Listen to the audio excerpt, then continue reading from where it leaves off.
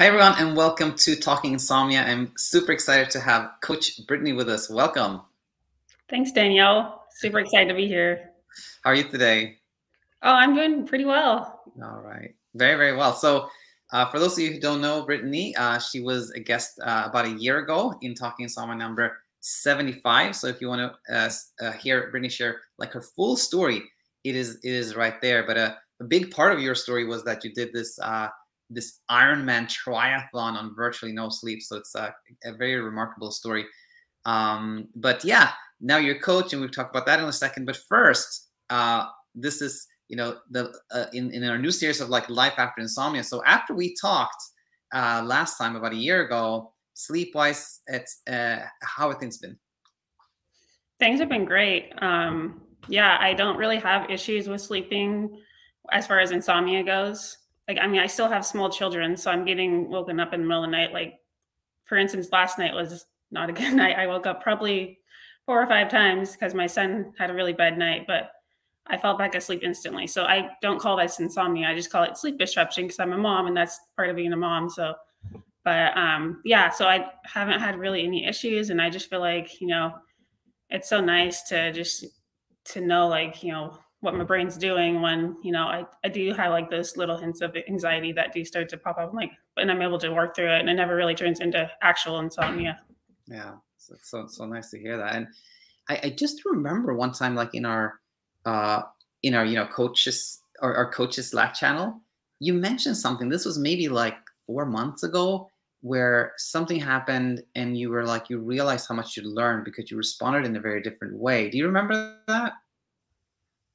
You were sort of like, I'm really happy with this. I see how much I've learned. Do you remember that? I think it was talking about kind of like the self-kindness. I think it was related to, I found out I was pregnant, and then I was just dealing a lot with all the like normal pregnancy symptoms to tired and fatigue. And I was starting to beat myself up a lot about, man, I'm not able to do stuff because I just don't feel well and I'm not motivated. And I'm like, wow, I'm just not being productive. And I am not doing all these things I want to do with my kids as well. And it was just, but then I like caught myself so early on, and I was able to like just be kind to myself and offer myself more like kindness and just all that, love and all that, woo woo stuff. But it just felt so good to like realize that I can take like a different path, and I don't have to, judge myself, just because, I'm not going down like the certain, or being able to do what I want to do, or, if that makes sense. Yeah, no, it makes total sense. And to me, it's like one of those times where we see how like this journey through insomnia and learning, it applies like everywhere in life. Like what you just shared, it really kind of didn't have anything to do with insomnia, but you just saw these patterns of like, oh, I'm starting to beat myself up for not doing this, for not doing that, instead of like being gentle and kind with yourself, right? Yeah, exactly. Yeah. And then you notice if you're able to offer yourself that kindness, that everything really just does go smoother. And even if, the day doesn't go perfect, you're still able to like, accept and, enjoy, what you are able to do, and enjoy like how everything does turn out. So super nice to hear that. And now, as you may have heard me say this, I've done like maybe 3 or 4 of these like life after insomnia interviews, and it tends to be like not that much to talk about because most people are like, yeah, I left the struggle behind and now I'm doing well. But we have other things to talk about as well, which is that you are a coach now. You graduated as a coach quite a while back, and you are actually kind of niching down, helping other moms who have trouble sleeping, have insomnia. So tell us a little bit more what you're doing and how things going in the coaching space. Oh yeah. So yeah, I've been coaching moms. And yeah, so I'm just primarily trying to focus on moms, whether it's prenatal, postnatal, that have been struggling with sleep. So right now I'm doing like one-on-one coaching, and I started a Facebook group to help people just feel like more supported and have that community going. And yeah, I'm just slowly trekking along, hoping to create a course soon as well that's geared just to moms. So wonderful. And of course, anyone who wants to get in touch with Coach Brittany, I'll leave all the contact details in the description. And I do remember you saying that at least one person had said, like, I'm so happy I found you, because they had really never come across anyone, you know, with your message. Similarly to you, you never really came across anyone who had gone through the same thing, right? Yeah, exactly. I never, when I was going through it, it was really tough because there wasn't really a whole lot about my particular postpartum insomnia outside of, your normal stuff that you find online, which is, that sleep hygiene, just, follow this list of stuff, but it didn't really help a lot. And it wasn't, focused exactly on like the particular, postpartum insomnia either. So I thought, it'd be really helpful just to, focus on moms so that they know that they're not alone and that this is a common issue that so many other moms are going through. And yeah, and I've had some clients like that found me like, wow, I finally feel like, I'm not alone in the struggle, and that they feel understood, which that feels so good to me, because I'm like, that is how I wanted to feel when I was going through it. Exactly. Oh, so nice to hear that. And speaking of which, I know you mentioned at some point you mentioned that you were getting a lot of questions, and you it was actually hard for you to keep up with like answering people's questions, etc. So I said, oh hey, why don't we turn this into some content that can be really helpful for anyone, but really mostly for moms out there. So I have these 3 questions that we prepared before coming on here that are very common. So let's jump into it and see what you say about this one. So first one, actually, you had gotten this question from someone named Natasha, who shared her story, but basically said that she would wake up just to feed her baby around 4 a.m. And after that, it was like so difficult for her. She was so wired, and really didn't fall asleep with that. So what are your thoughts when somebody would ask you this? Like, what do I do if I wake up to feed my kid at 3 or 4 and then don't fall back asleep again? What will you say, or what do you think when you hear this?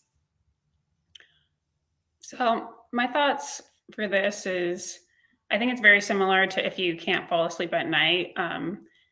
Same thing, you're in this hyper aroused state, and you might just be feeling a little more anxious. So it could be just helpful to, find something that you can do that, makes you feel a little more safe. So I know, like, for me, when I was going through it and I would be up in the middle of the night, initially I would just try to, force myself to fall back asleep in bed, but that's often, not helpful. So I would get out of bed and just do something that I really enjoyed doing, like reading a book or watching a TV show. But another thing that was helpful is just being able to recognize, oh yeah, this is just, my body is, it's alert. I woke up to feed my baby. That's a very normal thing to do, like as a mom. That's what all moms, do, especially, the first, few months.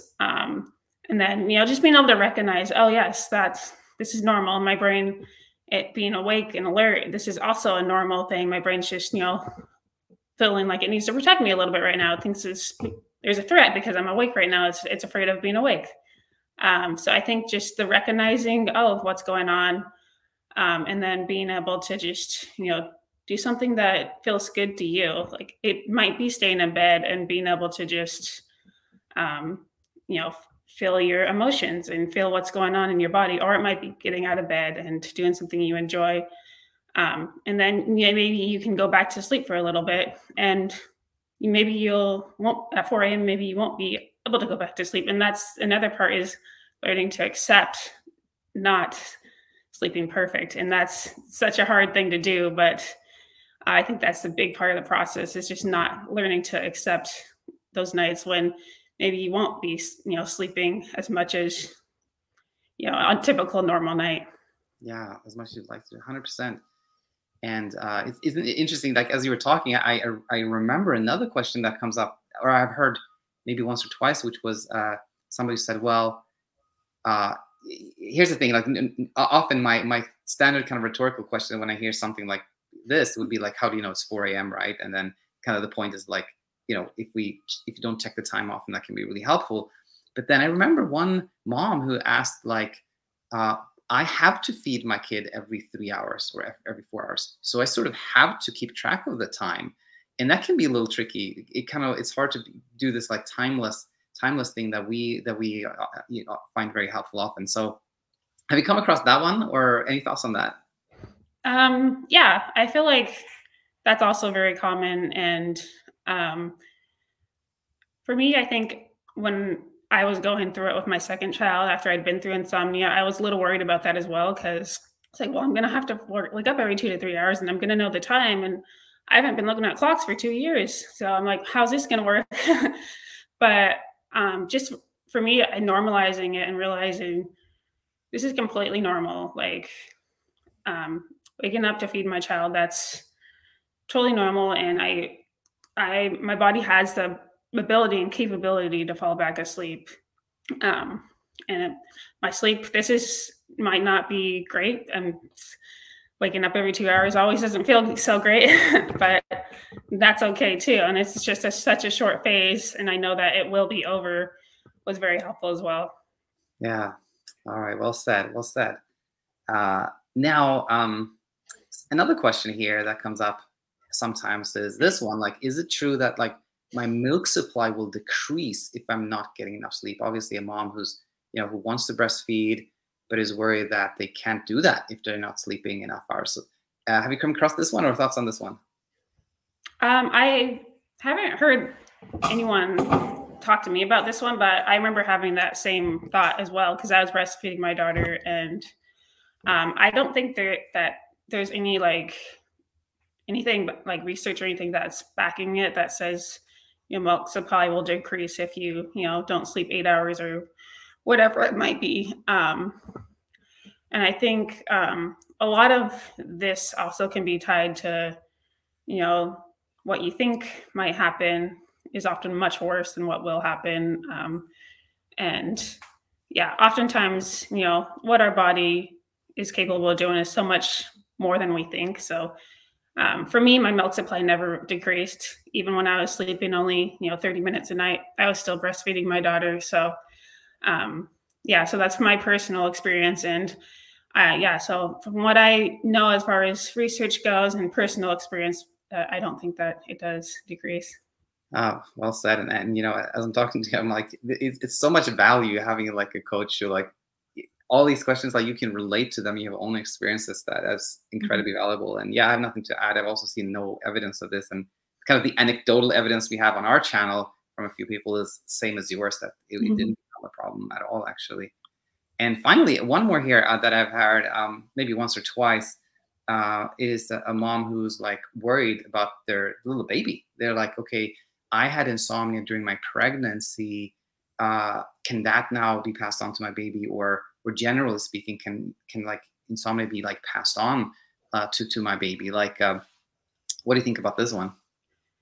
Well, I think insomnia is a learned habit or trait or whatever you want to call it. So your baby has to learn insomnia, and I think you have to be a certain age in order to learn it, because your brain has to just have a certain cognitive ability to think in certain ways. So I don't think you can pass insomnia to your baby. I think that's something that as you're older is something that you like kind of learn through a lot of different factors, our messaging, health and all that stuff, and then just anxiety about not having perfect sleep and all these pressures to sleep. So yeah, your baby, I don't think will ever have insomnia. Very, very well. Yeah, no, I agree with that. It's not like inherited like that. It's learned, as you said. And that interestingly led me to think about some things related to kids and sleep. Like, how in our coaches Slack channel, Coach Veronica brought something up about like melatonin, how parents sometimes are told to give their like 3-month-old or like 5-month-old baby melatonin, which it makes you wonder why. But I mean, the question, I guess, an interesting discussion here for us becomes, you just said, and I agree with that, you have to be at a certain age to have what we call insomnia, because like it's quite advanced thought patterns to be like, what if I don't sleep, what's going to happen? Like this fear of being awake, it doesn't happen in like a 3-year-old and 4-year-old. So what are your thoughts? I know this is kind of not part of our curriculum, but I'm just generally fun to discuss this. When a parent says like, "Oh, my 3-year-old or 4-year-old can't sleep," what do you think about that? What do you think is happening? I think, I mean, it's very normal for the parent to be frustrated and just, just like, thinking, okay, I want this phase to be over. I want to be able to sleep. Yeah, I think melatonin isn't probably not the right path, just because you're kind of enforcing that you need external things to help you sleep, and that your body doesn't have this natural sleep drive that will just do its thing. So yeah, I think that, it is obviously, there's a lot of marketing, and they're trying to push all these sleep products and sleep supplements and that. And if you're someone that's like, feeling sleep deprived, you're going to want to just get whatever, you can to just get your kid to sleep. But yeah, I think being able to just realize that it's okay that your kid isn't sleeping perfectly, and just trying to work through like what the deep root of the issue is probably what's going to be most beneficial in the long term. Because if you're just starting off with these supplements, you're teaching the kid that, oh, if you can't sleep, you just need to take all this external stuff. And that kind of sets them off on not the best path, because then they start to think of sleep as something that's not innate, something that you need to control. Yeah, 100% agree with you. And it's interesting because I think exactly like you said, insomnia actually doesn't exist in like very young children. So sometimes it's almost like the if you want to help a parent, then it's almost like befriending wakefulness by proxy. Like you as a parent have to like befriend your child, like be okay with your child being awake, not see that as a threat. It's interesting. We're moving from kind of like momsomnia now to like child insomnia things. But anyways, very very cool. Anything else you want to add here before we finish up, or say to the community?